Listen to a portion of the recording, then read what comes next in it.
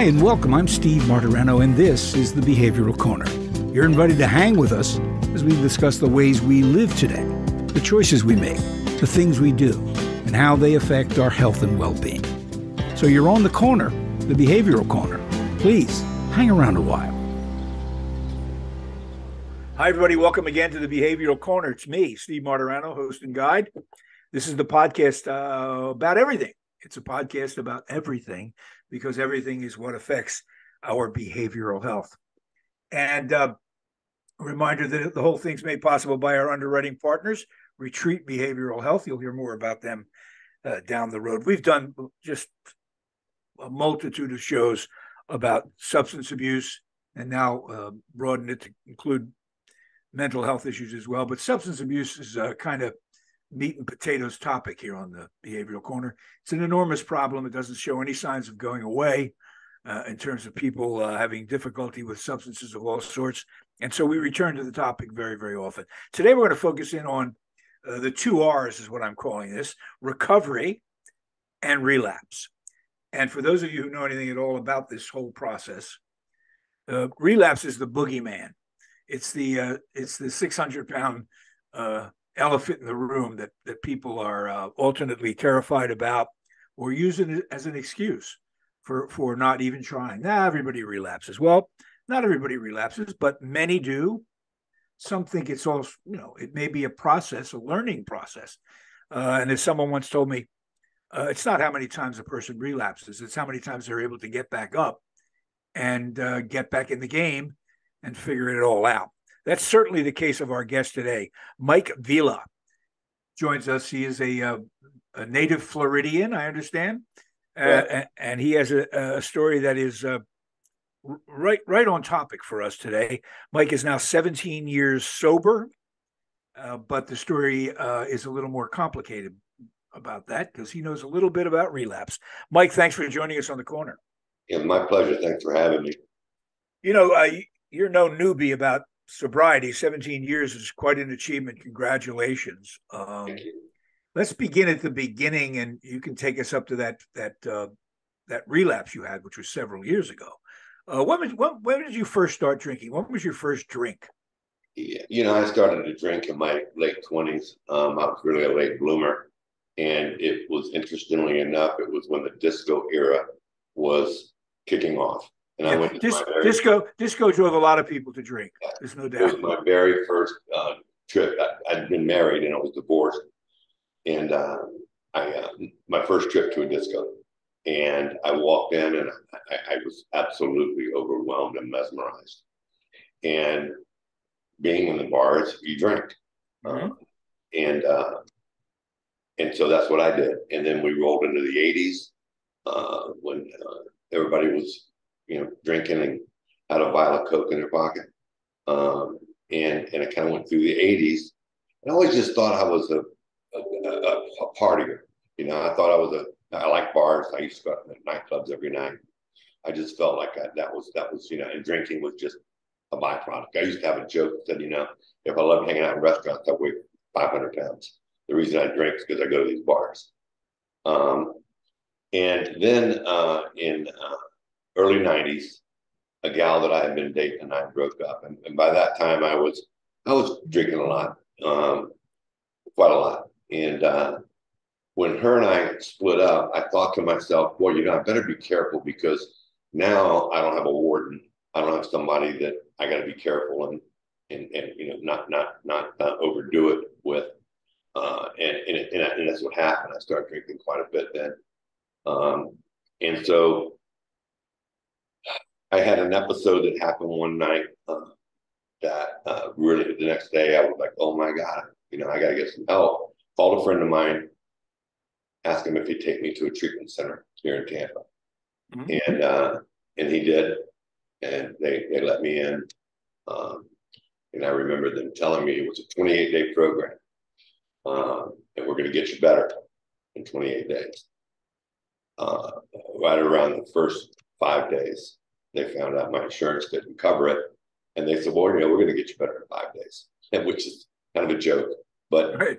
They told me it's $1,000 a day. If you want to pay up front, you can. I didn't have that money. So I remember sitting down with a psychiatrist who was discharging me, and he and I had become pretty fast friends. And I asked him, I said, do you think I'm an alcoholic? And he said, well, I don't know. He said, I think you might be in the gray area, but if you keep drinking the way you drink, you're going to probably become an alcoholic. He goes, my recommendation to you is to go to AA. And he recommended a particular meeting that took place at 5:45 in the afternoon, which was about the time I'd head for happy hour. He said, they'll kind of break that routine. So I did, and went to an AA club called Yana, which means you're not alone. Mm-hmm. And I got to tell you, within a very short 2 or 3 day period, I was going every day. I felt like I belonged. I really felt like I belonged. I'd always felt like my whole life I was on the outside of the tent looking in. I just never felt like people liked me the way I like to be liked. Mm-hmm. And all of a sudden, I'm in there with these guys, and there's a lawyer over here, there's a house painter over here, there's a homeless guy over here, and I wound up getting sober with people that I never would have drank with. And that worked really well. I went to meetings every single day. However, I got approached by someone early on that wanted to sponsor me. I didn't want to make the commitment to be sponsored. I didn't want to have to meet with somebody on a routine basis. So I declined, which meant. Well, I'm curious as to why you would be get so much benefit out of the group setting, but resist sponsorship. Because I didn't really want to do any one-on-one work with somebody. I felt like, it's kind of private, and I felt like, I heard what takes place, particularly in step 4 and 5, and I thought, I don't want any part of that. I'm not gonna bare my soul to a total stranger. Mm-hmm. Which I know now is just an excuse. Mm-hmm. Really, it boiled down. I was just lazy. I didn't want to commit to it, and so therefore, without having a sponsor, I never worked the steps. I just went to meetings every day. Well, fast forward a little bit. I got married in 1994. Our first child was born in 1996, and my business just skyrocketed after I stopped drinking because I happened to be there for a change. Right. And so as my life began to unfold, things began to happen, business, wife, kid, I started peeling back on the meetings. I can't make that 5:45 today. I got a project I'm working on. I got to get finished. Or my son's got a little league game. Or something was going on that I began to make what I thought were legitimate excuses for not going to meetings. Once that happened or began, then I just began to scale back more and more and more. And instead of a meeting every day, I'm doing a couple meetings a week. Then it's a couple of meetings a month, and then it's no meetings at all. And that happened about 3 years before my relapse. And during that 3-year period, I noticed in hindsight that I kept getting irritated very easily. And, I was argumentative with anybody that disagreed with me. I wasn't very spiritually fit, for sure. And there's a term in AA that they use. It's called you're restless, irritable, and discontent. That's exactly, in hindsight, what was going on. And my wife married me. I was sober. So I'd been sober for 9 years. And I went to her one night. I said, I'm wondering if I should maybe, we go out to dinner with friends. We have, we go to parties. I don't ever drink. Everybody else does. They seem to be having a good time. And I can't have a good time. I'm really starting to kind of resent that. What do you think about me? Maybe, drinking once in a while. Did she know about your past difficulty with alcohol? No, not really. I told her some of it early on in AA, but she never experienced it. So, I said, "What do you think?" And she goes, "Well, you know what?" She goes, "You need to do something." She goes, "Because you're no fun to be around." And so I thought, well, that's all I needed. And she regretted those words for the next 5 years. We were going on a cruise shortly after that. And I remember I was scared to drink. I thought, God, am I doing the right thing? And I'm sitting with my father-in-law in a bar on the cruise ship. And I ordered a snifter of Louis XIII cognac, which was my drink of choice after dinner drink of choice. And that stuff's not cheap. It was like $175 an ounce or something like that. And I'm swishing it around and I'm looking at it and I'm going, oh, I don't know if I should do this. And so finally I took a sip. And I drank 2 or 3 or 4 sips of it. And I thought, I'm not going to do this. I don't want to do this. And I gave it to my father-in-law. I remember going back to the cabin, our cabin, and I'd heard in my early AA meetings that alcoholism is a progressive disease. You'll pick up where you left off if you're not, if you relapse. And I ran into the cabin. I woke her up and I said, hey, I told you I wasn't an alcoholic.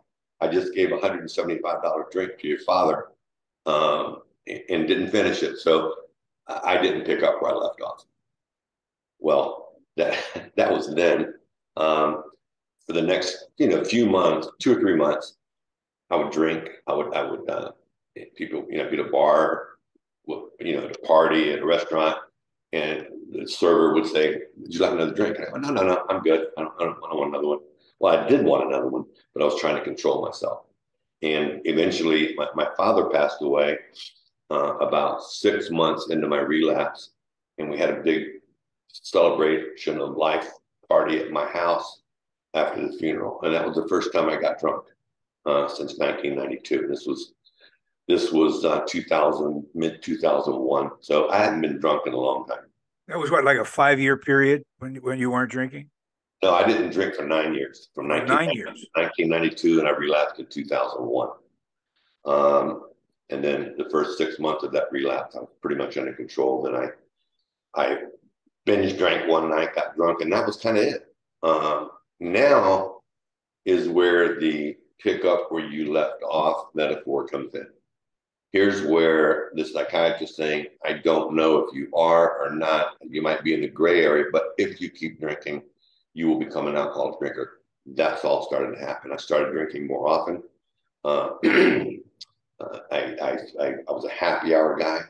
So I started going to happy hours once or twice a week. And I'd get home at 7 or 8. My wife would, what are you doing? How come you're home so late? And, well, I ran into some friends, this, that, and the other. Fast forward to the time, about a year before my recovery, my second recovery, I was going to happy hour every day. Every day. Sure. I'd get there at 4:30 with the intention of having 2 or 3 drinks, getting home by 6:30 or 7. I get home at 1 o'clock in the morning. What kind of a, forgive the term, what kind of a drunk were you when you get home after? Happy. Yeah. Yeah, outgoing. Easy guy to be with. I always felt like I didn't fit in. When I drank, I fit in. As a matter of fact, I got cute. I thought I could sing. All kinds of things happened. But I wasn't a violent drunk or anything like that. Right. And you were also high functioning. I mean, you didn't lose jobs and you were going to work, right? No, yeah, I'm an entrepreneur. I mean, I have a company, but it did suffer because I wouldn't get in first thing in the morning because I hung over, so I wouldn't show up to work until about 11 o'clock, and I started losing the respect of the people that worked for me, not because of my alcoholism, because of my lack of focus on what we did for a living, and I jeopardized my leadership role. So and now getting home at wee hours of the morning, cocaine entered the picture about then. And so I would absolutely not even the least bit interested at all in doing coke until all of a sudden my third drink, I'm banging the phone away trying to get my drug guy to bring me something. It would always that would always happen after about the second or third drink. So now I'm in my early 50s, and I'm drinking every day, probably a dozen drinks at happy hour. I'm snorting up a bunch of coke, and then so I didn't look like I had done a bunch of coke. I was eating Ativan to bring myself kind of down a little bit. So when I get home, well, I mean, at that age, it's a cocktail for disaster. By the grace of God, it didn't happen. Yeah. And so I'd explain it away. My wife and I would argue about it. I started. Well, let me stop you for a second. So she didn't drink with you. It wasn't a situation. Well, she drank, but she just didn't drink excessively. She didn't drink the way you drank.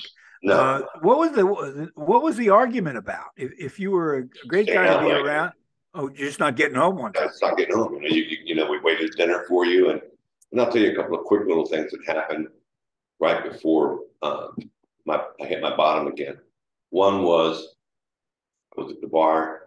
I don't know what time it was, probably 7:30 or 8 o'clock at night, and I get a phone call and it says home. My caller ID. Mm-hmm. I send it to voicemail. Get another call about 20 minutes later. Home. Send it because I didn't want to get in an argument. I didn't want to explain what I was doing. So I sent it to voicemail, and I got a third one that sent it to voicemail. I came home, you know, crashed. I never went to sleep. I passed out. Next morning, I'm listening to my voicemails, and my son at the time was about 7 or 8 years old, and it's the first voicemail is, "Hey, Dad, I'm getting ready to go to bed soon. Hurry home." Second one, "Say, Dad, I'm going to bed now. Will you come home?" And the third one was, "Never mind, Dad, I'm in bed." Mm-hmm. And that really hit me hard. Mm-hmm. Mm-hmm. And shortly after that, I went through the whole um, exercise and showmanship, and pouring all the liquor of the house out and all of that. And I told my therapist, "Yeah, I poured it all out. I don't drink at home." He goes, "Well, hell, you're never home. So why would you keep it there?" Oh, well, that's a good point. Shortly after that, I promised I wasn't going to do it. We poured the alcohol out. I'm done. I won't do this anymore. And I kind of sort of meant it. I kind of meant it. But after 4 or 5 or 6 days, there I am on the bar stool again. Got home 1 or 2 o'clock in the morning, and my wife was downstairs, and I came down to take my son to school, and this is when she would normally chastise me pretty good about last night not coming home. She didn't say anything. I said, "Are you mad at me?" She just shook her head no. I said, "Come on, I know you're upset. I wanted her to engage with me." And she wouldn't. She just said, "No, I'm not upset." She said, I'm not going to worry about this anymore." She goes, "You've crushed my spirit. I don't have it in me to fight this." And I took my son to school, and I thought to myself, "Oh my God, I crushed someone's spirit. My wife's spirit. What kind of piece of crap am I?" Yeah, yeah. Um, It's easy to in a perverse sense to live with your wife's disapproval or her anger. Guy. it Yeah, gives it's you a just chance like to defend. It gives you a right. chance to defend yourself. When she says, "I give up," you've taken the life out of me. That's a Yeah, tough one. yeah. So I made a decision right then and there. I said, "You know what? I've been hearing from people now for years. I drink too much. I need to stop drinking. By God, I am going to stop. I am done." It's the first time I ever said it to myself. And I'd go a few days, and then I would. I remember driving. I changed my route to work, home and back, or back from home from work, so I wouldn't drive past this watering hole. Mm-hmm. Well, Mm-hmm. sure enough, the new way that I went was through this outdoor shopping center, and it had a bar in it. And I remember, it's been 3 or 4 days not drinking, and I'm driving through, and I look, just glanced over, and it's all glass. I see somebody sitting at the bar drinking a martini, and I drove past the place, got about a block down the street, made a U-turn, came back, parked my car, and said, "I'm just going to have a quick martini. That looks good. 1 o'clock in the morning." And that scared me for sure. Her spirit was crushed. She was done arguing with me, but I'm like, "Oh my God, how did this happen?" I have no control. That I had no triggered me. control. First Yeah. time I realized, first time I realized I had no control over alcohol. You And drove. I gotta set that scene again. You're driving past. It's not like you're at a party and people are sloshing around. You I just drove, see. Yeah. saw a guy with a martini and went, "Bang! I'd have one." That's Well, Bill Wilson in the Big Book talks about when he was in early recovery, going to a hotel, and he walked by the bar and he heard the ice, ice. Yep. and Yep. Yep. it lured him. Well, that's what happened. I saw the martini, and I thought, again, still lying to myself, I can do this. I can control this, and I didn't. That kind of thing happened about 3 or 4 or 5 times during a 1 month period. I'd swear it off to myself, and then I would go back in, and so I wasn't in AA, so I wasn't relapsing. I was just falling off the wagon. And Why is that not relapsing? You were because dry. You were because I've been drinking for 5 years. You can't relapse when you're drinking. Um, no, but you had been sober. You had been sober at one point. I was in a relapse, but when I Oh, was promising myself I wouldn't drink, and then going out, 4, 5, oh 6 yeah, days, I understand. Yep. I wasn't No, relapsing. I was no. just continuing the process. Yep. Yep. So finally, it just floored me. And I actually went out one night, met some friends. We were shooting some pool, having a good time, and I don't remember anything after that. 9 o'clock the next morning, there was a cop poking me in the ribs with a billy club. The good news is I knew him, so he took me home. But I had passed out under a tree about six in somebody's front yard, about six blocks from my house. I have no idea how I got there. Mm-hmm. So then I said, okay, this is I'm done. And 4, 5, 6 days later, I'm back at it again. So I finally, Wow. one morning, I walked out to my garage and I had an old '63 Corvette. I like classic cars, and I thought, you know what, I can't do this. I can't live like this. I'm going to start this thing up, leave the garage door closed, and I'm going to end it. And Right. thought about it, and I thought, well, gosh, I don't want my kids to come in here and find me, having committed suicide. So I figured out a way to stage the scene where it wouldn't look like it would look like an accident. And when I figured out that, and it would have worked as far as they're concerned, I thought it scared the hell out of me. I thought, oh my God, I want to do this. And I had what they call a moment of clarity. I said, you know what? Mm-hmm. I don't want to live, but I don't want to die. Mm-hmm. And that morning, I left the garage, got in my car, went to the office. And that morning, I was going to a city council meeting. We were fighting a developer in my neighborhood. And there was a gal there, it's a lawyer. And I remember her from the old days in AA. And I used to see her sitting outside Starbucks with a bunch of other AAs, smoking cigarettes and drinking coffee when I would walk over to my watering hole next door. So she comes over, and I must have looked pretty dejected. And she said, "How you doing?" And I didn't know her name. And I said, "Yeah, I'm not too good. I've been better." She said, "What do you have plans for lunch?" And I said, "No." I said, "Okay, let's go. I could use the company." And we went, and there was a little restaurant a lot of people went to. And next door to it was a church, and everybody parked in the church parking lot and walked over to the restaurant. So she pulled in the church parking lot. I pulled in behind her, get out of the car, and I'm heading for the restaurant. And she's like, "Where are you going?" I said, "Well, we're going to eat, right?" She said, "No, come with me." So she took me into the church to a noon meeting. And I picked up a white chip, December 7th, 2006. And I was overwhelmed. I never felt that much relief in my life. Really, just from that walk into the church instead of the restaurant. Picking up that white chip, I finally knew I was doing something about this. Within less than 2 weeks, I had a sponsor. I worked the steps, had a spiritual awakening, which I talk about in the book. I really had a spiritual awakening. And I now sponsor other people. I do everything that I'm told to do. Get a sponsor, work the steps, get a home group, sponsor other people, to take that message, Right. spread it. That's what we're supposed to do. And you do that because you're not compelled to do it, but when you weren't doing that stuff, doing what you wanted to do, your life was a mess. Well, yeah, and what's happening is I never had any peace the first 9 years. Mm-hmm. I never felt any peace at all. Now, because of what I'm doing, I'm feeling a sense of peace, and to this day, feel a sense of peace that I have never felt in my life. I lived in fear my whole life. I used to sweat in the shower. I worried about the future. I worried about what's going to happen. And I what if and what if and what, way before I went into treatment. That's just the way I lived. I used to think I got it from my dad because he was a worrier.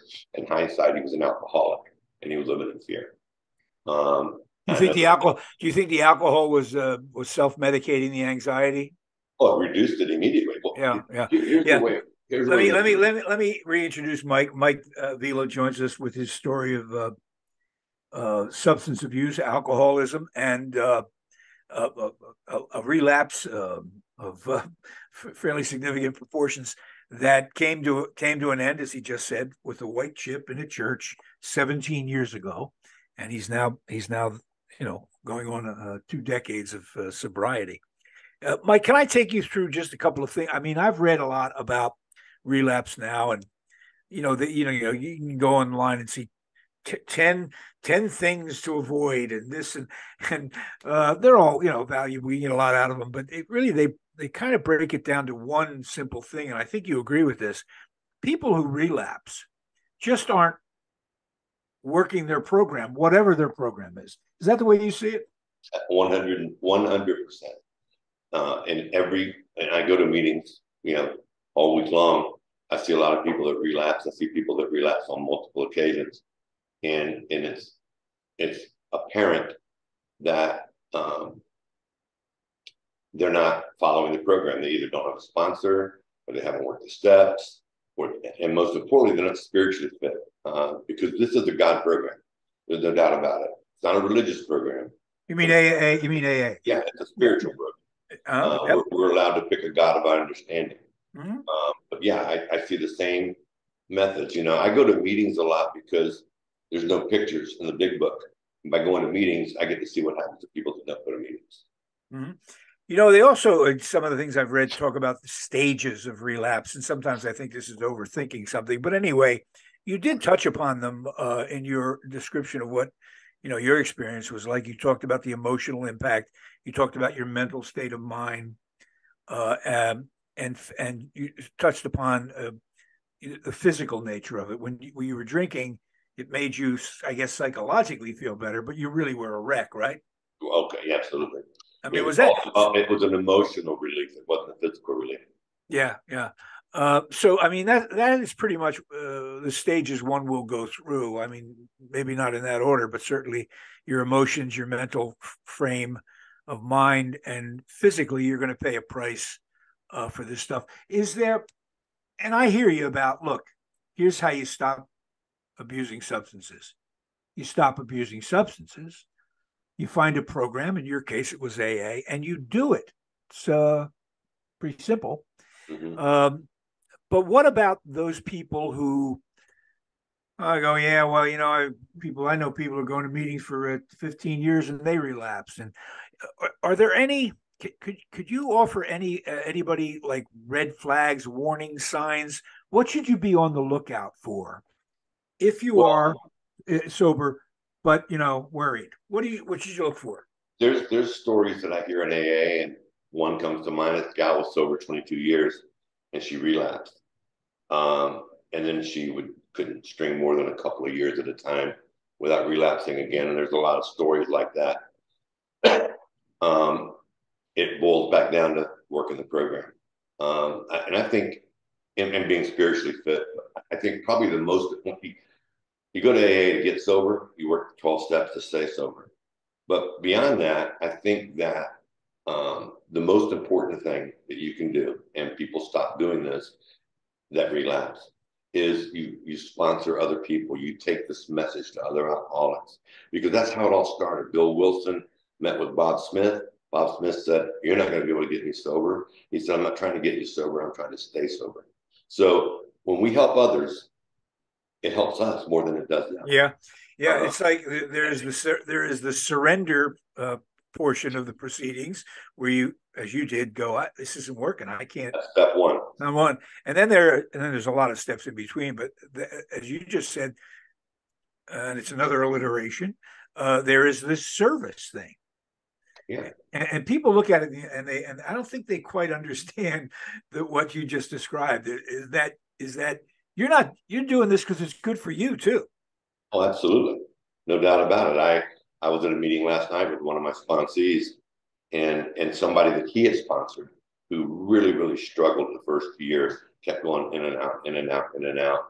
And now he's been sober 2 or 3 years. And he shared last night in this meeting. And I told him after the meeting, I said, "You're a different person. You're just," so that's so gratifying to me.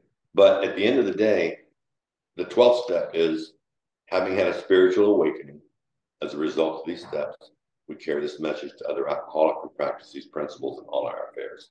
So that's what we're supposed to do after step 12, is take this message to other alcoholics. So, in a meeting, a lot of times the chairperson asks, is there anybody available to sponsor? And I always raise my hand.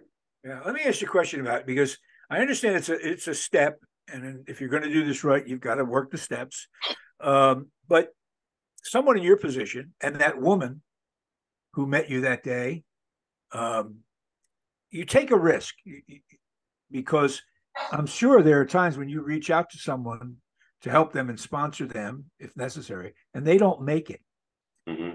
How does that not trigger up some doubt in someone's mind? That's got a lot to do with ego. I'm not capable of keeping someone sober. If somebody relapses that I'm working with and I take it personally, that means that I think I'm God. Why did they let me down? It's not about that.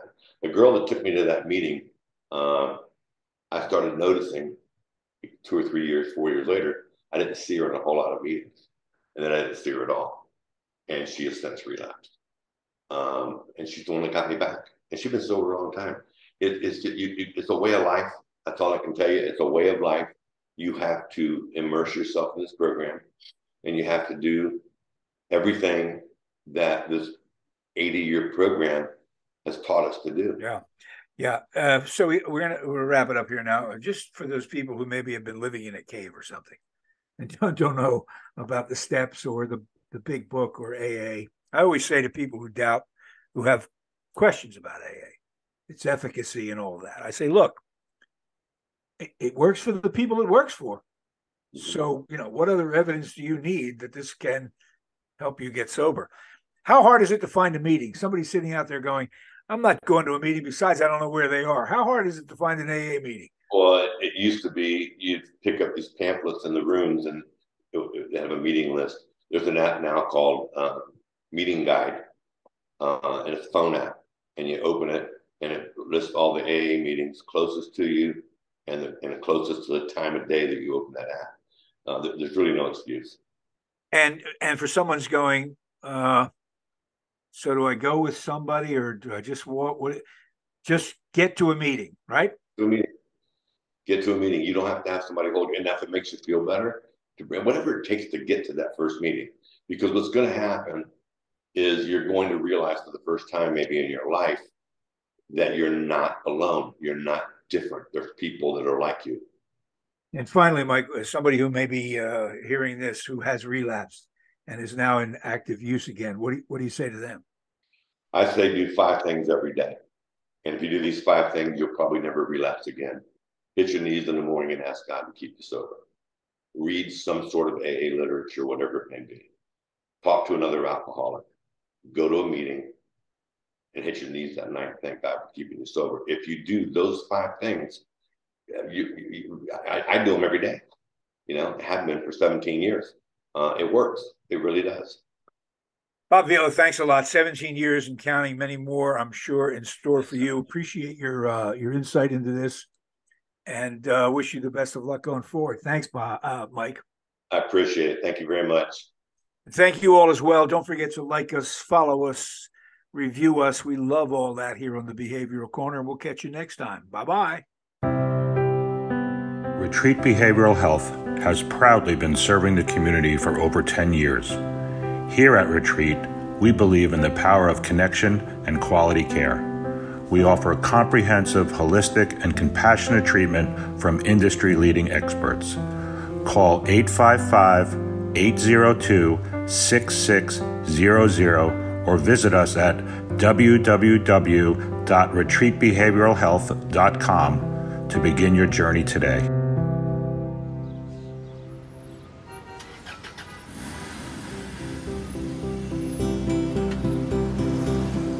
That's it for now. And make us a habit, hanging out at the Behavioral Corner. And when we're not hanging, follow us on Facebook, Instagram, and Twitter on the Behavioral Corner.